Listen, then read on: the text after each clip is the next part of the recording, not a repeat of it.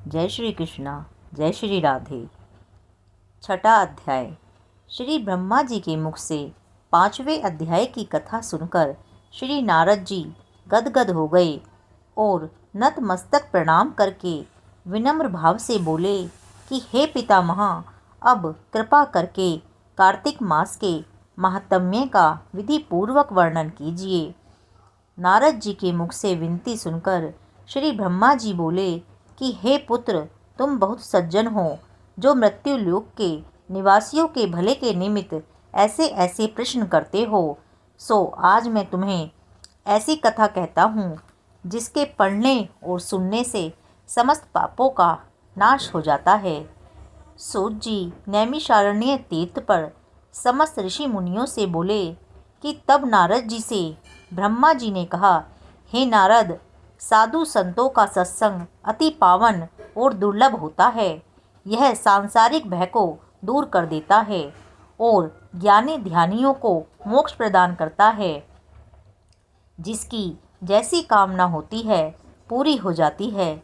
जिस प्रकार श्री गंगा जी पापों को धो देती हैं और सूर्य पापों को भस्म कर देता है, जिस प्रकार चंद्रमा ताप को दूर कर देता है और कल्प वृक्ष दरिद्रता को नष्ट कर देता है, उसी प्रकार संत समागम पाप, ताप तथा दीनता तीनों को ही नष्ट कर देता है। साधु समागम आधा क्षण भी मोक्ष प्रदान करने वाला होता है। इतनी बात सुनकर तमाम ऋषि और मुनियों ने कहा कि हे सूत जी, अब आप कृपा करके कार्तिक मास महात्म्य का इतिहास तथा प्रसंग सुनाने की कृपा कीजिए। तब श्री सूत जी बोले कि हे ऋषियों, एक समय चंद्रबदनी एवं कमल के समान कमल नयनी श्री सत्यभामा ने मन ही मन में विचार किया कि मैं धन्य हूँ, जिसके पतिदेव स्वयं त्रिलोकीनाथ भगवान मधुसूदन हुए और वे 16,108 रानियों से बढ़कर मुझसे ही प्रेम करते हैं। जिस कल्प वृक्ष की पृथ्वी पर बसने वाले प्राणी बात तक नहीं जानते, वह कल्प वृक्ष स्वयं मेरे आंगन में लगा हुआ है। ऐसा विचार कर सत्यभामा ने श्री कृष्ण भगवान से पूछा, हे प्रभु, मैं आपसे एक बात पूछती हूँ, आप कृपा करके मेरी बात का उत्तर दीजिए। आशा है कि आप मेरे हित के लिए अवश्य ही उत्तर देने की कृपा करेंगे। सत्यभामा की यह बात सुनकर भगवान श्री कृष्ण सत्यभामा का हाथ पकड़कर कल्प वृक्ष के नीचे ले गए और बोले, हे प्रिय, सब रानियों में मैं तुम्हें ही अति प्रिय समझता हूँ। हे सत्यभामे, मैंने तुम्हारे स्नेह के वश सुरराज इंद्र से विरोध करके यह कल्प वृक्ष स्वर्ग से लाकर तुम्हारे आंगन में लगा दिया। मैं तुम्हारे लिए न देने वाली अधेय वस्तु भी दे सकता हूँ और अकथ्य अर्थात न कहने वाली बात भी कह सकता हूँ। अब यदि तुम मुझसे गुप्त से गुप्त बात भी पूछोगी तो मैं तुम्हें वह भी बता दूंगा। भगवान श्री कृष्ण की बात सुनकर सत्यभामा गदगद होकर बोली, हे स्वामी, यदि आप मुझसे इतने प्रसन्न हैं तो मुझे यह बताने की कृपा कीजिए कि मैंने पूर्व जन्म में ऐसा क्या शुभ कर्म किया था जिससे मुझे आपकी अर्धांगिनी बनने का सौभाग्य प्राप्त हुआ और गरुड़ पर बैठकर ब्रह्मलोक तथा इंद्रलोक में जाने आने का अधिकार आपके साथ में है।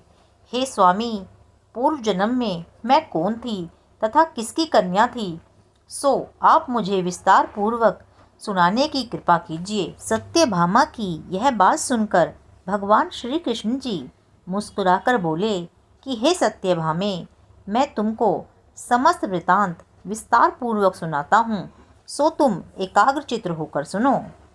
सतयुग के अंत में मायापुर नगर के अत्रि कुल में एक देवशर्मा नामक 4 वेदों और 6 शास्त्रों तथा 18 पुराणों का ज्ञाता ब्राह्मण रहता था। वह श्री सूर्य नारायण का अनन्य भक्त था और रात दिन अतिथियों की सेवा में लगा रहता था। उसके कोई संतान नहीं थी। फिर बड़ी आयु में एक कन्या हुई जिसका नाम गुणवती रखा। देव शर्मा ने अपने शिष्य, जिसका नाम चंद्र प्रकाश था, उसके साथ अपनी कन्या गुणवती का विवाह संस्कार कर दिया। चंद्र प्रकाश अपने ससुर की पिता समान सेवा करता था। एक दिन देव शर्मा अपने दामाद को साथ लेकर लकड़ियां काटने को हिमाचल के समीप गया। वन में इधर उधर फिरते हुए एक महाभयानक राक्षस उन्होंने देखा। उसको देखकर उन दोनों के हाथ पैर फूल गए और भागने में असमर्थ होने के कारण वे दोनों उस राक्षस के हाथों मारे गए। परंतु उस क्षेत्र तथा अपनी भक्ति के प्रभाव के कारण वे मेरे बैकुंठ धाम को चले गए। जैसे मेघ द्वारा वर्षा हुआ जल सब नदियों द्वारा समुद्र में प्रवेश कर जाता है, ठीक उसी प्रकार गणेश, शिव, सूर्य, विष्णु, इनमें से किसी भी देवता की भक्ति उपासना करें, वह हमको ही प्राप्त होता है। इसी से वह सूर्य भक्त हमारे दूतों के द्वारा विमान में बिठाकर हमारे लोक में पहुंचा दिए गए। इधर दोनों के मरने की खबर सुनकर गुणवती ने बहुत रुदन किया और रो रो कर तथा पुकार पुकार कर कहने लगी, हे पिता और हे पतिदेव, अब तुम्हारे बिना निर्वाह कौन करेगा?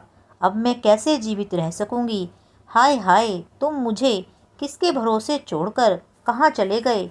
अब मेरा खान पान का प्रबंध कहाँ से होगा? हे तात, मेरा कौन ठिकाना है? इस प्रकार गुणवती विलाप करती हुई पृथ्वी पर गिरकर मूर्छित हो गई और जब चेतना आई तो घर का सब सामान बेचकर उसने अपने पति और पिता की अंत्येष्टि क्रिया की। फिर संसार से वैराग्य लेकर मेरी भक्ति में तत्पर रहने लगी। इस प्रकार करते करते कार्तिक मास आ गया। तब वह विधि विधान से कार्तिक मास का व्रत उपवास करने लगी और साथ ही साथ एकादशी का व्रत भी करने लगी। यह दोनों ही व्रत भगवान को अति प्रिय हैं तथा मुक्ति और ऐश्वर्य प्रदान करने वाले हैं। हे प्रिय, कार्तिक मास में तुला के सूर्य में जो प्रातःकाल स्नान और जागरण तथा दीपदान करते हैं, उनके जन्म जन्मांतर के पातक नाश हो जाते हैं। जो मंदिर में प्रातःकाल झाड़ू देते हैं तथा भगवान का पूजन करते हैं, वे जीवन मुक्त हो जाते हैं। जो तुलसी के वन की पालना करते हैं, वे फिर इस संसार में जन्म नहीं लेते। एक दिन गुणवती ज्वर से पीड़ित हो गई और असहनीय पीड़ा में भी दुर्बल शरीर होते हुए वह गंगा स्नान को कष्ट सहते हुए गई। अतएव स्नान करने को गंगा जी में प्रवेश करते ही मारे शीत के उसका सारा शरीर थरथर कांपने लगा और वह शिथिल होकर वहीं गिर पड़ी। उसी समय विष्णु भगवान के दूत सुंदर विमान लेकर आए और उसे उस विमान में बिठाकर विष्णु लोक में ले गए। यह सब कार्तिक के व्रत का ही प्रभाव था। फिर त्रेता युग के पश्चात द्वापर युग आया तो पृथ्वी पर कंस जैसे दैत्यों ने उत्पात किया। उस समय ब्रह्मा आदि समस्त देवताओं द्वारा प्रार्थना किए जाने पर इस पृथ्वी का भार उतारने को मैंने कृष्ण अवतार धारण किया। उस समय जितने भी हमारे विष्णु गण थे, वे सब मेरे अवतार के साथ ही यादवों के रूप में ग्वाल बाल होकर पृथ्वी पर अवतरे। देव शर्मा, जो तुम्हारा पिता था, वह भी पृथ्वी पर अवतरित हुआ तो इस जन्म में देव शर्मा का नाम सत्राजित हुआ और चंद्र प्रकाश शर्मा पृथ्वी पर जन्म धारण करके इस जन्म में अक्रूर जी हुए।